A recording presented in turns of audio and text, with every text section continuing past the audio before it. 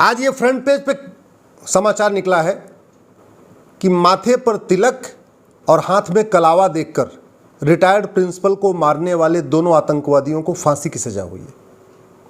2016 में कानपुर में एक रिटायर्ड प्रिंसिपल थे, उस सड़क पे जा रहे थे, माथे पे तिलक था, हाथ में कलावा था। उसको देख के दो आतंकवादियों ने उनको गोली मार दिया।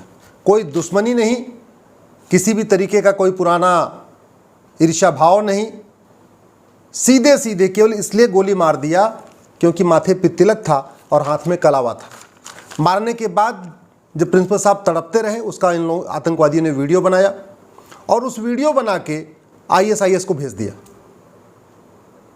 आखिर वो कौन सी सोच है कि भारत में बैठा हुआ, भारत की हवा लेने वाला, भारत का पानी पीने वाला, भारत का अनाज खाने वाला इतना गद्दार हो जाता है कि माथे पे तिलक देख के और हाथ में कलावा देख के गोली मार देता है। वो कौन सी किताब है जो ऐसी नफरत घोल रही है? वो कौन सा स्कूल है जहां ये नफरत सिखाई जा रही है कि अगर माथे पे तिलक हो, हाथ में कलावा हो तो गोली मार दो? सवाल यह भी है कि क्या इन दोनों आतंकवादियों को फांसी दे देने से ये नफरत खत्म हो जाएगी? क्या अफजल गुरु को फांसी दे दिया, ऐसे याकूब मेनन को फांसी दे दिया, दुनिया भर के हमने लोगों को फांसी दिया है, क्या नफरत खत्म हो गई? आचार्य चाणक्य कहते थे, अपराधी को मारने से अपराध खत्म नहीं होता, अपराधी सोच को खत्म करना पड़ता है। गांधी जी भी यही कहते थे, आतंकवादी को नहीं, आतंकी सोच को खत्म करो। क्या भारत में आतंकी सोच को खत्म करने का कोई प्रयास हुआ? ये जो नफरत की सोच है उसको खत्म करने का कोई प्रयास हुआ? जिन किताबों को पढ़ने के बाद ये नफरत आ रही है, क्या उस किताब के ऊपर कभी सार्वजनिक चर्चा शुरू हुई? नफरती स्कूलों में क्या ऐसी बात सिखाई जा रही, कभी उस पर चर्चा हुई? वहां ऐसा कौन सा लिटरेचर है, ऐसी क्या बात पढ़ाई जा रही है कि भारत में रहने वाला, भारत में खाना खाने वाला, भारत में जीवन जीने वाला अपने पड़ोसी को गोली मार देता है, उसका वीडियो बनाता है और ISIS को भेज देता है, सीरिया भेज देता है, जिसका उससे कोई लेना देना नहीं। मैं बार बार कह रहा हूं, इस मैकाले की शिक्षा, मदरसा शिक्षा, मिशनरी शिक्षा को खत्म करिए। भारत में 16 साल तक सबके लिए समान शिक्षा लागू करिए। 5 साल का प्राइमरी एजुकेशन सिस्टम लागू करिए, 5 साल का सेकेंडरी एजुकेशन सिस्टम लागू करिए। जो हमने इसको प्राइमरी, जूनियर और फिर सेकेंडरी में 3 पार्ट में बांट रखा है, इसको बंद करिए। वैदिक शिक्षा व्यवस्था लागू करिए, गुरुकुल शिक्षा व्यवस्था लागू करिए। 16 संस्कार को सबसे पहले घर घर पहुंचाइए। अष्टांग योग को घर घर पहुंचाइए।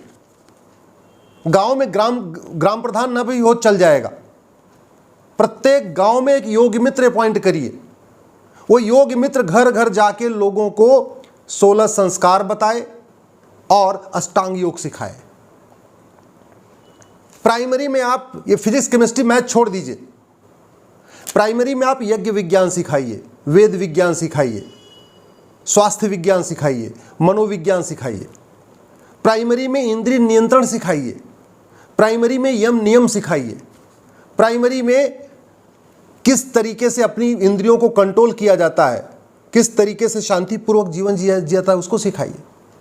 प्राइमरी में केवल आप उपनिषद पढ़ाइए, वेद पढ़ाइए, भगवत गीता पढ़ाइए, रामायण पढ़ाइए। तब जाके अपराध कम होगा, तब जाके नफरती जो है माहौल बंद होगा। पेट्रोल से आग नहीं बुझाई जाती, पेट्रोल से आग भड़कती है। जब तक मदरसा है, जब तक मिशनरी स्कूल है, जब तक मैकाले की शिक्षा है, तब तक भारत में शांति स्थापित करना नामुमकिन है, आ ही नहीं सकती।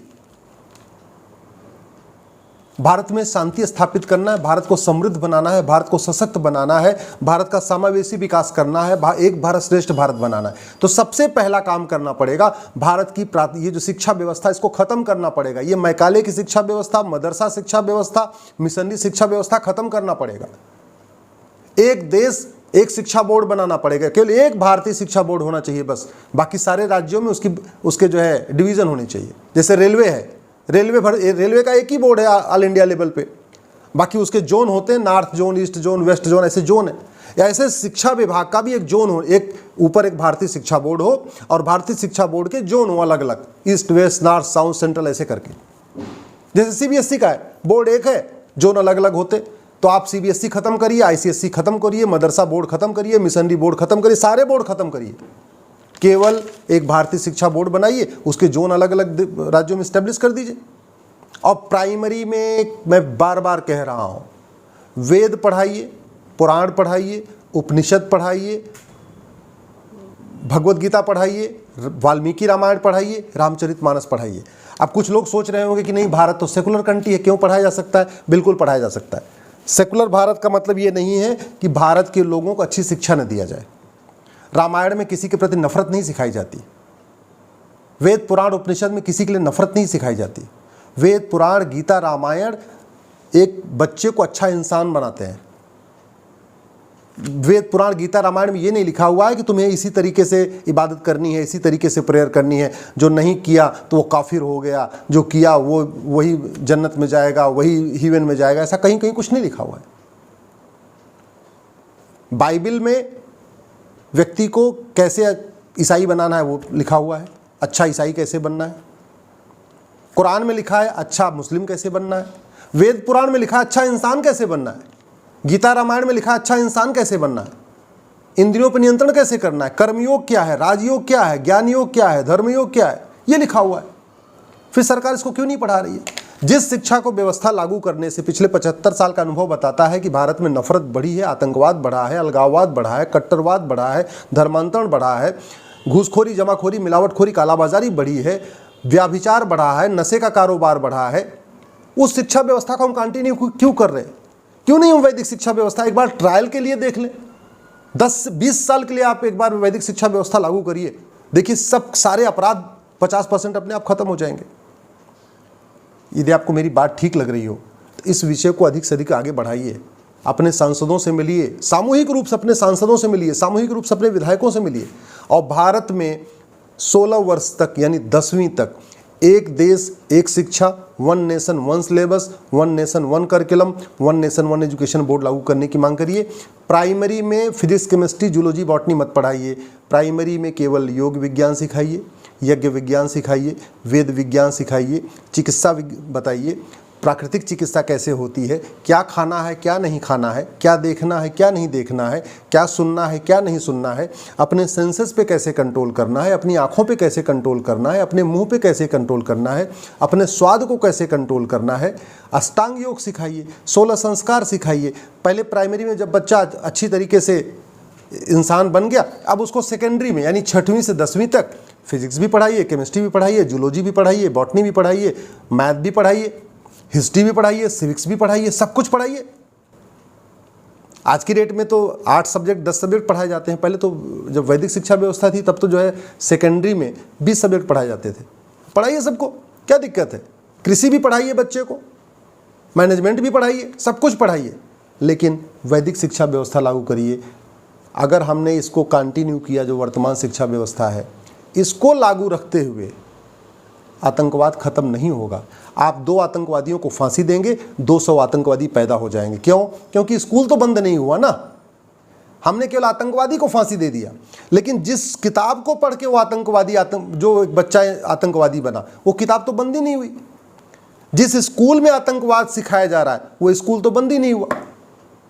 जो वो टीचिंग दी जा रही है, जो तालीम दी जा रही है नफरत वाली, पाक नापाक वाली, जन्नत जहन्नुम वाली, वो तो बंद ही नहीं हुआ। तो इसलिए अगर हम चाहते हैं कि भारत आगे बढ़े, भारत एक भारत श्रेष्ठ भारत बने, भारत में समता आए, भारत में समरसता आए, भारत में विश्व बंधुत्व बढ़े, सभी भारत के लोग वसुधैव कुटुंबकम को माने, नारी तू नारायणी को माने, सर्वधर्म समभाव को माने, सबका साथ सबका विकास को माने, तो इस वर्तमान शिक्षा को व्यवस्था को ख़त्म करना पड़ेगा और एक भारतीय शिक्षा व्यवस्था लागू करना पड़ेगा।